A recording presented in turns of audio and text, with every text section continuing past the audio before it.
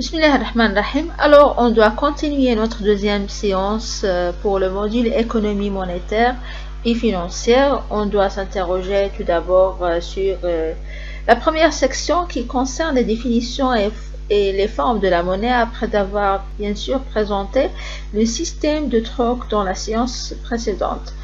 En effet, on peut dire que la monnaie telle qu'elle apparaît de nos jours se présente sous des formes diverses et en mutation permanente, qu'il s'agisse de pièces métalliques, billets, dépôts à vue, etc. En outre, la monnaie sert une multitude de fonctions, unités de compte, moyens de paiement, actifs de placement et instruments de la politique économique. Et pour aborder les questions monétaires et comprendre l'état actuel des choses, il convient de préciser l'objet de l'étude de la monnaie. Qu'est-ce que la monnaie? Quel est son rôle dans l'économie et quelles sont ses formes et ainsi comment peut-on la mesurer? Mais avant d'aborder l'ensemble de ces questions, nous allons définir au préalable les différentes formes de la monnaie. En effet, on peut dire que la monnaie actuelle est l'aboutissement d'une évolution longue et mouvementée. C'est-à-dire que le passage dominé par le troc à l'économie monétaire est accompagné d'une évolution majeure d'une forme de la monnaie. À ce titre, on peut distinguer différents instruments de circulation qui ont façonné l'époque dominante. Il s'agit notamment de deux formes de la monnaie. Les premières formes qui se manifestent par la monnaie marchandise et celle métallique et les formes actuelles de la monnaie qui englobent la monnaie fiduciaire, scripturale et enfin la monnaie électronique. Parmi les formes de la monnaie, on trouve la monnaie marchandise qui est liée à une forme primitive de la monnaie. En effet, comme on a déjà vu dans la séance précédente, que le troc est un système qui génère toute une série de coûts qui sont difficilement supportables lorsqu'une économie devient complexe. Et avec l'augmentation de l'offre de produits dans une économie de troc, cela multiplie les relations potentielles d'échange et freine leur développement.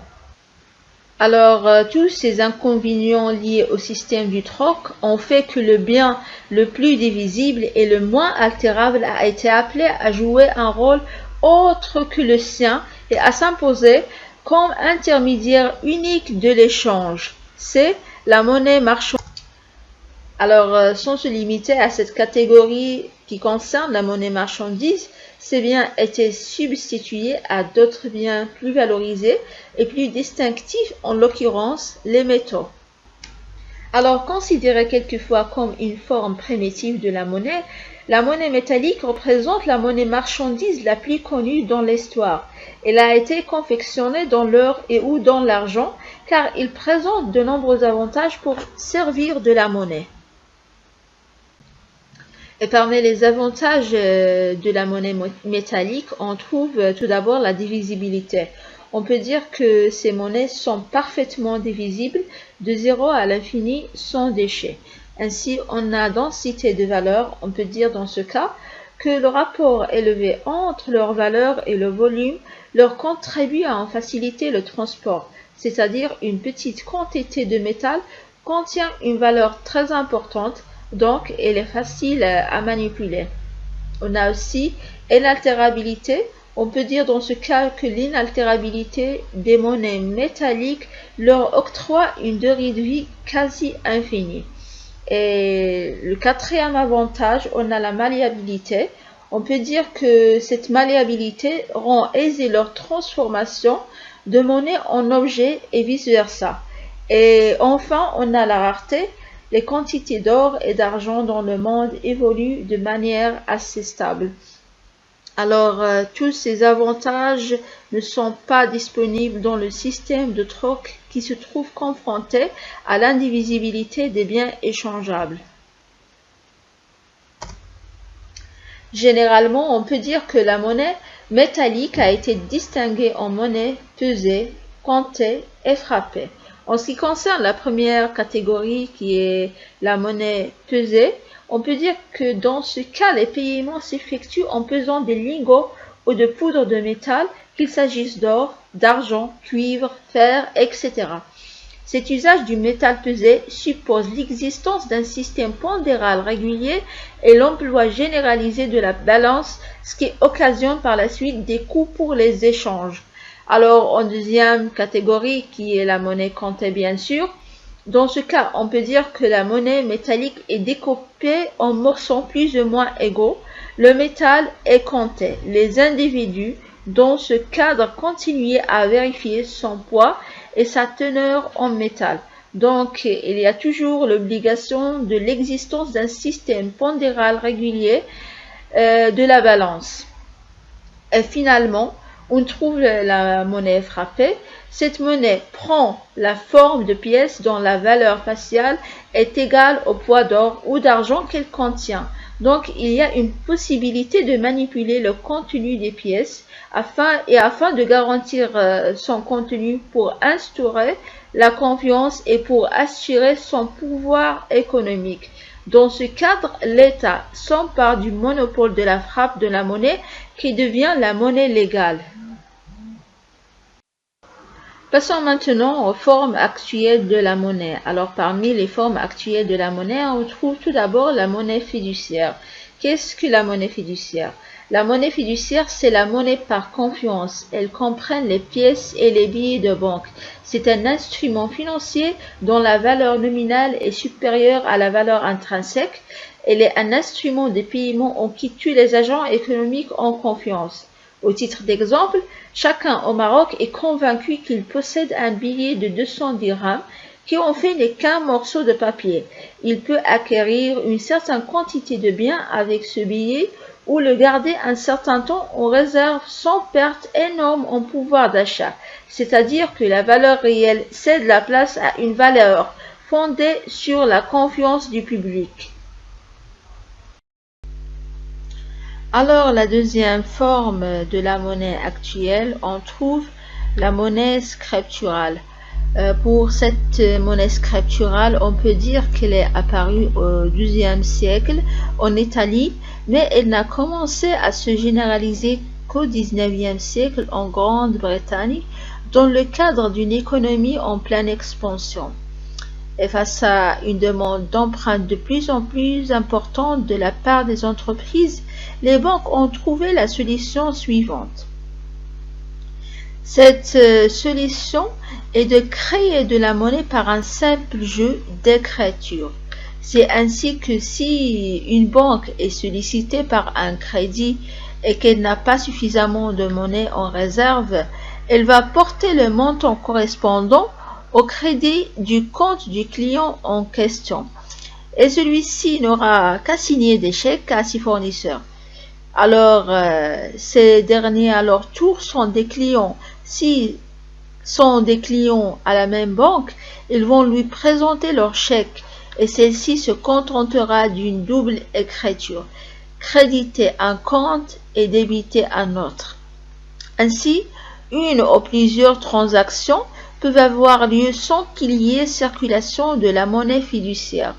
La seule trace de cette monnaie, qu'on appellera monnaie scripturale, est une simple écriture sur un compte, et parmi les instruments de mobilisation, on trouve plusieurs instruments.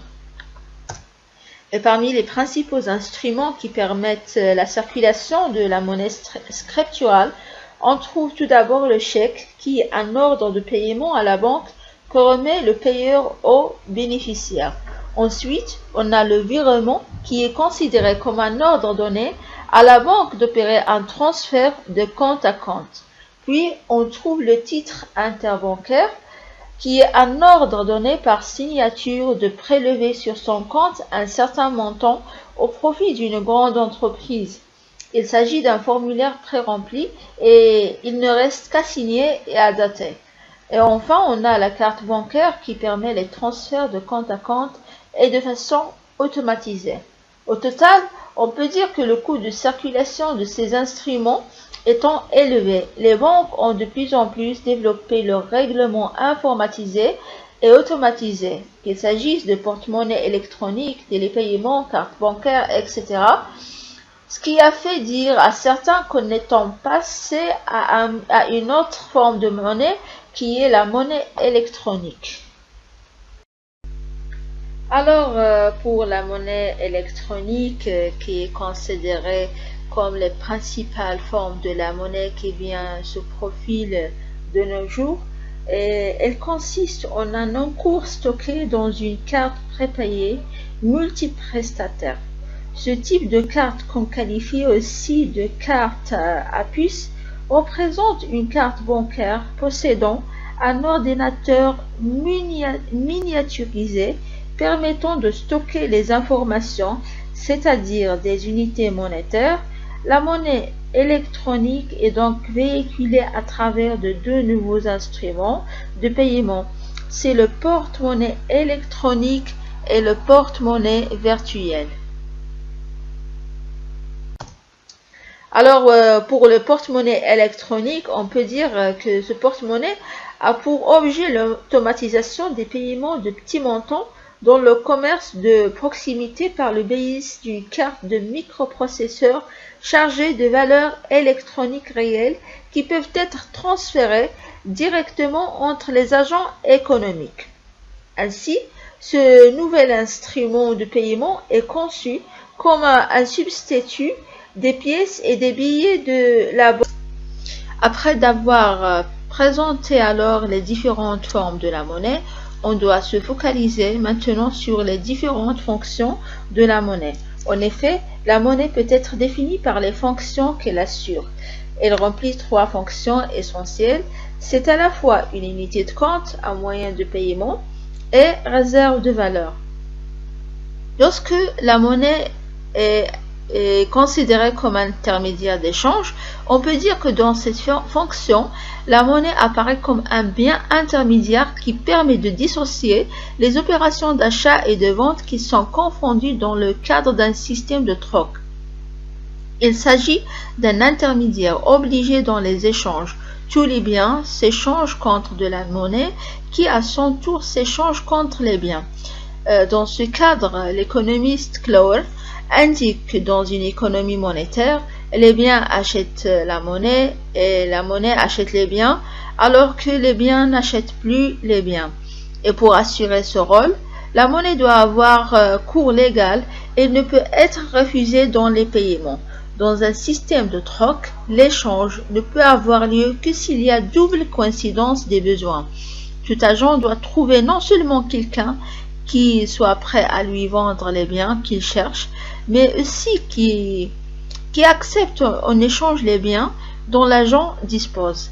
Alors, comme cette double coïncidence risque d'être exceptionnelle, il y aura en fait un blocage de l'échange. Et l'introduction de la monnaie comme intermédiaire des échanges permet ainsi de scinder l'opération de troc en deux et résoudre le problème de la double coïncidence. Alors pour la deuxième fonction de la monnaie qui est unité de compte, dans cette veine, on peut dire que la monnaie permet de mesurer la valeur des différents biens et services et de les comparer entre eux. En effet, dans ce cadre, la monnaie est considérée comme un langage chiffré commun qui va permettre de comparer la valeur des biens hétérogènes. De ce fait, elle sert en tant qu'unité de mesure ou bien un numéraire qui permet d'expliquer la valeur des différents biens en une seule unité. La monnaie détermine ainsi une échelle générale des prix entre tous les biens. Du surcroît, le troc ne permettait de déterminer la valeur d'une marchandise que par rapport à celle avec laquelle elle avait été échangée. Avec la monnaie, qui constitue un étalon de mesure des valeurs, on ramène les multiples évaluations de chaque bien en termes de tous les autres par rapport uniquement à l'unité de compte. Et la dernière fonction de la monnaie est celle de réserve de valeur. Dans ce cadre, la monnaie peut être conservée pour réaliser un achat au cours d'une période ultérieure. c'est-à-dire la monnaie permet de constituer une réserve de pouvoir d'achat à partir du moment où les opérations, les recettes et les dépenses ne sont pas synchronisées. Dès que la monnaie est un moyen d'échange, il est possible de la conserver. La monnaie permet donc d'étaler les achats dans le temps. Elle représente un lien entre le présent et le futur. C'est un instrument d'épargne.